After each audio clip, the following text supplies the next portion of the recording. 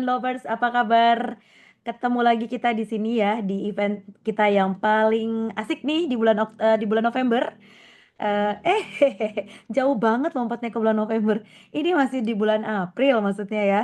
Dalam rangka bulan Kartini. Kayaknya bakal seru banget karena yang akan menjadi tamu kita malam hari ini dan sharing dengan kita menjadi narasumber kita. Beliau juga seorang yang sangat handal dan sangat memahami yang namanya satu cara untuk memahami diri ya di saat ini sekarang mulai ramai yang namanya human design. Beliau juga handal nih untuk memahami mengenai human design setiap orang dan nanti dia akan menjelaskan sedetail mungkin bagaimana mengatasi badai ya, bagaimana untuk bounce back kembali kuat setelah mengalami terpaan badai kehidupan. Wah, pas banget ini. Pasti ada kalian yang mengalami hal yang sama seperti saya juga ya.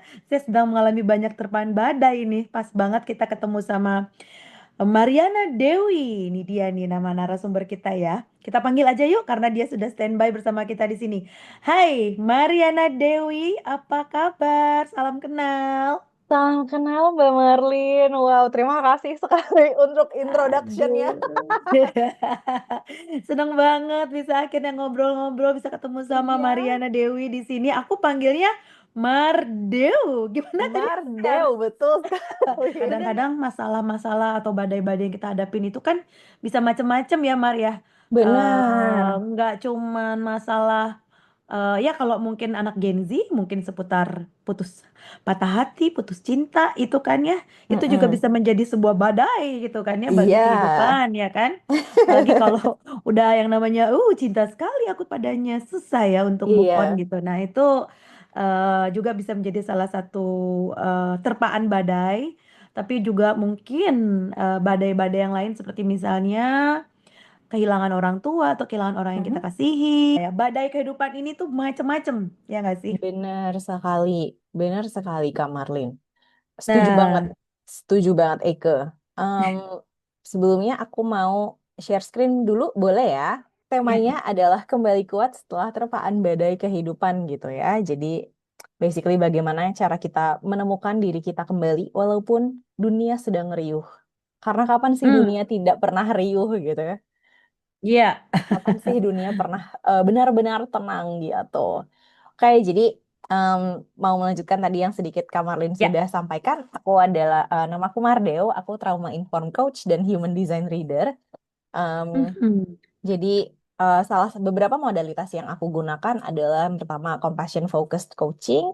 Jadi em, lebih banyak berfokus kepada self compassion. Bagaimana sih caranya kita bisa menumbuhkan, menyembuhkan trauma kita gitu ya, atau me- memandang diri kita sendiri dari sudut pandang yang lebih penuh belas kasih gitu. Terus habis itu em, aku juga menggunakan modalitas Theta Healing namanya dan EFT tapping serta tidak lain dan tidak bukan adalah Human Design gitu. Aku pertama kali bertemu dengan Human Design ini saat aku sedang mengalami badai kehidupan em, di mana aku baru pindah kerja dan ternyata pekerjaan baru aku ini tidak sesuai dengan ekspektasiku. Jadi waktu itu anxious banget, sangat amat sangat gitu ya. Em, Akhirnya ketemulah dengan human design Iya. gitu. Nah, ada sebuah konsep dari namanya Risma Menakim. Beliau ini trauma terapis, dia bikin buku judulnya My Grandmother's Hand. Nah, dia tuh di bukunya ini tuh menjelaskan konsep yang namanya dirty pain dan clean pain. Jadi basically dirty pain ini tuh adalah kayak em, ketika kita itu em, misalnya kita menerima rasa sakit gitu ya, atau kita merasakan ketidaknyamanan lah dari si badai ini. Nah, dirty pain ini tuh adalah ketika kita memilih untuk menghindari si rasa sakit ini gitu. Jadi atau kita jadinya ruminating, menyalahkan diri sendiri gitu ya, overthinking. Aduh, coba aku kayak gini ya, coba aku kayak gitu gitu. Terus juga ada di zona what if itu. Coba aja kalau misalnya aku melakukan ini, apa ya yang akan terjadi? Coba kalau misalnya aku nggak seperti ini gitu, apa ya yang akan terjadi gitu. Nah, Hmm. Dan kalau clean pain ini kita bisa lebih merasa kayak mengakui apa yang terjadi. Terus kita juga mungkin bisa duduk dengan si rasa ketidaknyamanan ini gitu ya, atau perasaan apapun. Jadi sakitnya itu berasa gitu, tapi juga ada progres gitu bahwa mungkin apa namanya, ketika kita duduk dengan si perasaan sakit ini gitu ya, kita memproses perasaan sakit ini, mungkin kita juga jadinya bisa menemukan mungkin belief-belief atau mental block yang muncul gitu, atau yang kayak quote unquote menyebabkan si ketidaknyamanan ini gitu ya. Jadi inilah gitu yang kemudian jadinya apa ya, ibaratnya si clean pain ini yang kemudian akhirnya membuat kita jadi lebih maju gitu. Ada seorang neuroscientist bernama Jill Bolte Taylor. Dia nih menemukan bahwa emosi yang kita rasakan itu tuh sebetulnya hanya 90 detik saja. Jadi misalnya nih kita anggap aja misalnya kita kayak diinjek kakinya sama orang gitu ya, lagi ngantri terus kakinya diinjek gitu. Terus kita misalnya merasa marah. Marahnya sebenarnya itu tuh cuman 90 detik saja. Tapi Hmm. kalau misalnya si perasaan ini tuh bertahan, itu tuh karena pikiran kita udah bikin cerita. Duh, ini sih gara-gara dia nih, gak hati-hati, payah nih dia. em, jadi akhirnya si yang tadinya mungkin kita marahnya jadi kita merasa marah cuman 90 detik, tapi kemudian di detik-detik berikutnya muncul mungkin resentment, muncul mungkin kekesalan, annoyance, jadi berkembang gitu si perasaan ini. Gitu. Jadi Itu yang disebut proses baper itu nggak sih? Atau gimana? gitu. Jadi bisa jadi sebenarnya gitu. Kak Marlin. Jadi kayak Ya mulai mulai ini ya, mulai bertanya-tanya gitu kan, karena udah mulai betul. feelingnya udah mulai berasa ke Keikutan ya. ya Mm-mm. udah dari tadi mau logis tapi feeling antara feeling sama logis jadinya campur Mm-mm. aduk gitu. Bisa jadi juga sebenarnya karena em, kadang-kadang mungkin yang kita rasakan itu em, misalnya marah gitu ya. Hmm. eh, Mungkin yang sebetulnya membantu adalah kayak langsung notice ketika kayak si marahnya ini mencuat, kita Mhm. kayak oke, aku ternyata merasa marah ya. Jadi si rasa ini, emosi ini tuh diberi ruang untuk hadir.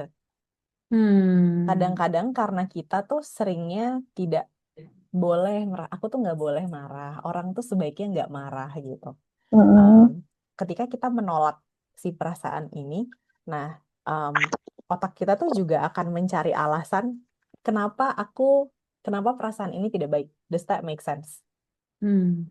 Jadi human design ini Ah, adalah sebuah tool, Mbak Riri. Jadi dia ini oke. em, kayak kayak kalau Mbak Riri apakah familiar dengan MBTI? Apa tuh? Enggak tuh. Yang kayak ENFP, aku MBTI-nya ENFP atau INFJ gitu. Macam Enggak ini ya, tuh. apa namanya? Kayak 16 Tes personality. ya, personality checking dengan Oh, oke format oke. Mm-mm. MBTI, ada format yang satu lagi Oh apa yang iya. kayak kolerik, Hmm. ini tipikal Betul, orang gitu betul. ya Oh, kan. oke oke Ya oke. tipe kolerik, Ha-ha. Iya, tipe enggak familiar. gitu. Nah, Mm-mm. si human design ini tuh ibaratnya kayak mirip dengan 16 personality ini, dengan Oh, oke. kayak personality, tapi dia tidak hanya menjelaskan tentang personality aja, tapi juga cara kita yang paling tepat untuk membuat keputusan gitu. Nah, terus habis itu juga ada cara yang paling tepat untuk kita tahu bagaimana kita tuh selaras atau tidak selaras gitu dengan human design kita. Human design itu tuh basically adalah gabungan antara ancient wisdom dan modern science. Jadi ancient wisdomnya ini Oke. ada dari Chinese I Ching. Terus kalau misalnya familiar dengan sistem cakra, nah Mm. ada dari cakra juga. Terus kemudian Kabbalah dan Western astrology. Kalau misalnya dari Hmm. modern science, dia itu ada elemen dari epigenetics, biochemistry, dan quantum Quantum physics physics gitu. ya. Nah, Hmm. oke, aku mau open Safari. Nah, dia ini bentuknya seperti ini. Sebentar. Oke. Nah, jadi kita bisa masukin, aku akan masukin 2 Mei ya. Ini tanggal hari ini 205 2026. 2026. Terus habis itu jamnya 20.13. Detiknya Mm-mm. Jakarta. Nah, bentuknya tuh kayak gini nih.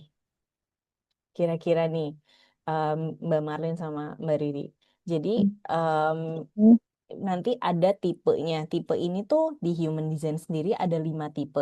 Jadi yang ini projector, terus kemudian ada generator, manifesting generator, Sorry Mbak reflector. Mada nggak kelihatan yang Oh, itunya. Iya. iya. Oh, itunya tadi Tuh, ya, tipe-tipenya tadi generator, manifesting. Siengs. Oke, udah Yes, kelihatan ini ya. dia. Heeh. Nah, ini Cakep. hasilnya kayak gini nih. Yes. Si Heeh, human heeh. design kita nih adalah yang gambar badan ini. Ya, itu. Nah, tipe ini, eh, jadi di human design itu ada 5 tipe. Yang ini adalah projector. Terus kemudian ada generator, manifesting generator, manifestor, dan reflektor. Masing-masing tipe ini tuh punya kelebihannya dan ibaratnya challenge-nya sendiri-sendiri gitu. Jadi Mm-mm. tidak ada tipe yang lebih baik atau lebih buruk gitu. Nah, Hmm. eh, Hmm. ini adalah, jadi tipe ini basically menjelaskan bagaimana energi kita tuh bekerja gitu. Ya, Oke. bagaimana Mm-mm. energi kita bekerja. Jadi kalau tadi Mm-mm. kayak dia adalah seorang proyektor atau dia seorang manifestor atau manifestor apa tadi? Manifesting generator. Manifesting generator itu gimana Hmm. tuh? Beda-beda ya berarti tipenya Beda-beda, ya. bener. Hmm. Kalau proyektor itu cenderung yang lebih, biasanya orangnya tuh lebih bijaksana gitu ya, karena dia Hmm. role-nya adalah untuk guiding orang gitu. Hmm. Hmm. Nah, kalau misalnya generator dan manifesting generator itu biasanya energinya itu paling banyak dibandingkan dengan yang lain. Be Jadi extrovert Oh. berarti. nggak Orangnya selalu, lebih extrovert. Oh, nggak nggak selalu. nggak Oke. selalu Heeh. gitu. Em, jadi energinya tuh lebih banyak, lebih bisa bekerja macem-macem gitu. Iya, Multitasking. kalau manifesting Hmm. generator itu yang cenderung lebih multitasking. Jadi hobinya Hmm. banyak, interestnya tuh banyak. Bisa jadi Mm-mm. dulunya S1-nya kedokteran, tapi habis itu ternyata kerjanya jadi fotografer. Kemudian habis itu jadi koki. Besok-besok Ah, tiba-tiba udah ada di London gitu misalnya lagi ambil S2 tentang komunikasi ya, gitu. Jadi bisa sangat amat sangat em, banyak multitask gitu. ya, banyak Mm-mm. eksplorasi gitu terhadap Bener, dirinya ya. gitu. Nah, kalau Hmm. generator ini cenderung yang lebih tekun biasanya orangnya. Lebih, Hmm. apa namanya, dan lebih energetik juga. Jadi, Hmm. em, generator dan manifesting generator itu tuh ibaratnya kayak punya baterai energizer di punggung gitu ya. Jadi bisa kerja, apalagi kalau udah hal yang disuka, bisa kerja dari pagi sampai malam gitu. Oke. Namanya EFT tapping. Apakah pernah melakukan ini? Enggak, aku belum. Oke.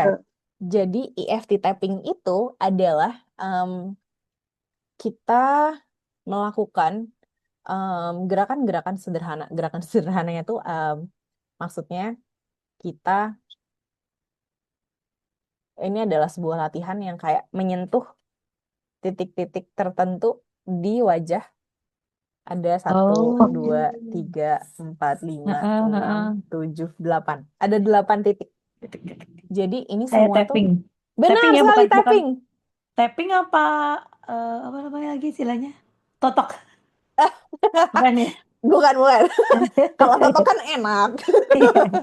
Ini Tapping juga doang enak ya sih, kayak gini ya. tapi Oke, beda. oke.